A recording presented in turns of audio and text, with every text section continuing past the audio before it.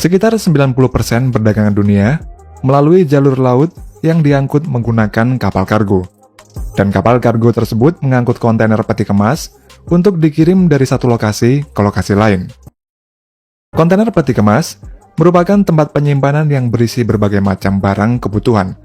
Dan kontainer ini memiliki peran penting dalam menjaga barang-barang tersebut agar tetap aman dan tidak rusak selama perjalanan.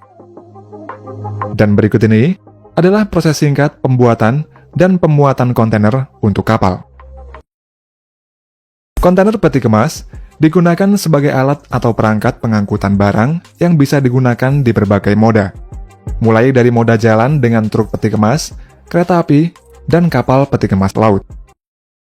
Ada berbagai macam jenis kontainer peti kemas yang digunakan untuk kegiatan pengiriman, seperti dry storage.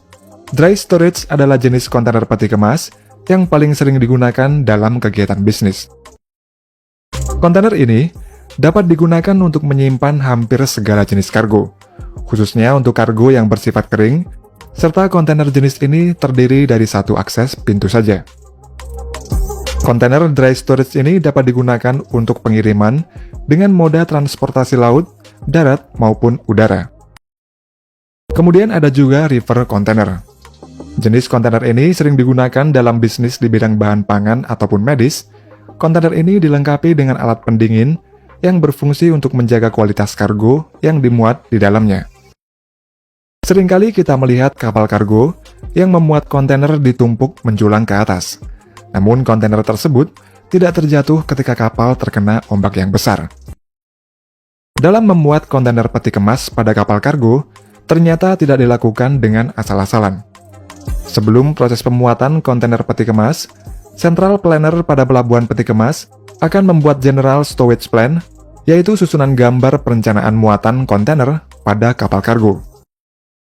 Pada susunan gambar perencanaan muatan tersebut, akan menghitung berdasarkan dengan ukuran, berat, jenis kontainer, tujuan pengirimannya, dan volume daya angkut kapal yang akan dimuat.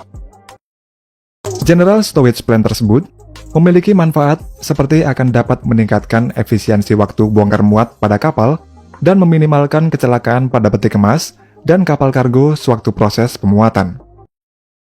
Setelah dibuat perencanaan, kontainer peti kemas diangkut menggunakan gantry crane di pelabuhan untuk dimuat pada kapal kargo. Dalam memuat kontainer ke kapal kargo tersebut, kontainer dimuat dari bagian paling bawah terlebih dulu, lalu ditumpuk di atasnya. Pada ruang penyimpanan di kapal kargo, terdapat cell guide yang berfungsi untuk membantu meletakkan kontainer agar sesuai dengan kapasitas yang dimiliki oleh kapal, serta untuk mengamankan kontainer agar tetap stabil pada tempatnya. Setelah ruang penyimpanan terisi penuh dengan kontainer, kemudian di atas kontainer akan ditutup dengan hatch cover. Hatch cover ini digunakan untuk menutup bagian lubang palka yang ada pada kapal kargo. Setelah ditutup dengan hatch cover, bagian atas hatch cover tersebut kemudian dimuat lagi dengan kontainer peti kemas. Untuk kontainer peti kemas yang dimuat di atas hatch cover, akan dilakukan pemasangan lasing gear oleh para pekerja, yakni alat keselamatan pada kapal yang berfungsi untuk mengikat kontainer. Hal ini bertujuan agar kontainer ini tidak terjatuh ketika kapal menerjang ombak. Kontainer peti kemas ini diikat menggunakan batang pengikat besi baja pada bagian corner fittingnya, yang kemudian setelah itu akan dikencangkan dengan turnbuckle. Selanjutnya ketika kontainer ditumpuk di atas 3 tingkat, maka kontainer akan diberi twist lock. Twist lock akan dipasang oleh para pekerja di bagian corner fittingnya. Kemudian ketika kontainer diletakkan, twist lock akan mengunci dengan kontainer di bawahnya. Lasing gear ini terdiri dari beberapa alat seperti turnbuckle, short lashing bar, long lashing bar, dan twist lock. Twist lock atau sistem kunci untuk kontainer peti kemas ini dapat bekerja secara manual dan ada juga twist lock otomatis tergantung dari lokasi dari kontainer ditempatkan.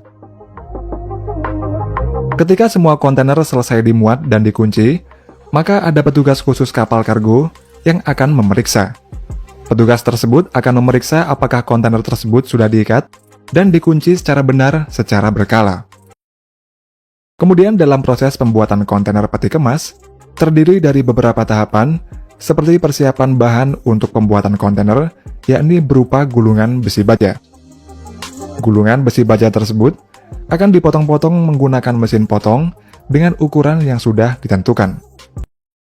Lembaran besi baja tersebut kemudian masuk dalam proses sandblasting dan priming. Plat baja ini akan disemprot dengan material berupa pasir silika atau steel grit dengan tekanan tinggi pada permukaannya. Hal tersebut bertujuan untuk menghilangkan material kontaminasi seperti karat, garam, oli, dan lain-lain. Selanjutnya adalah proses corrugating. Pada proses ini, lembaran besi baja akan dibentuk seperti bergelombang. Tujuan dari bentuk bergelombang ini adalah agar lembaran baja ini kuat, menahan tarikan atau tekanan. Dan pada proses ini, lembaran besi baja akan dibentuk menjadi bagian dinding, pintu, panel atap, dan lantai, di mana satu sama lainnya memiliki bentuk profil yang berbeda-beda. Setelah itu, lembaran-lembaran besi baja untuk dinding dirangkai menjadi satu dengan top rail dan dilas. Kemudian bagian struktur bawah kontainer untuk lantainya juga disambung dengan pengelasan. Selanjutnya adalah pembuatan corner post.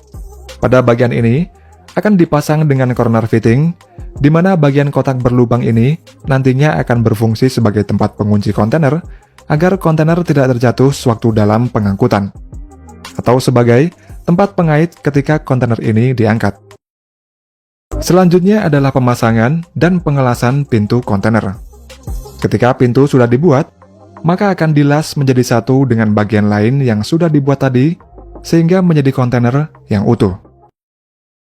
Ketika kontainer sudah jadi, selanjutnya kontainer tersebut dilakukan proses pengecatan dasar pada ruang khusus. Ketika sudah diberi lapisan dasar, nantinya kontainer ini akan dilapisi cat lagi.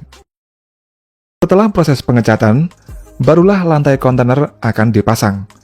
Para pekerja akan memasang kayu sebagai lantai pada bagian bawah kontainer. Kemudian pada pintu kontainer, juga dipasang lapisan kedap air yang terbuat dari karet. Ketika sudah selesai, kontainer ini akan diberi lapisan anti bocor pada bagian bawah kontainer. Setelah kontainer jadi seutuhnya, kemudian dimasukkan ke ruangan khusus untuk menguji kebocoran. Mereka akan menyemprotkan air pada kontainer tersebut. Dan selanjutnya kontainer akan diperiksa hasil kualitasnya sebelum dikirim untuk digunakan.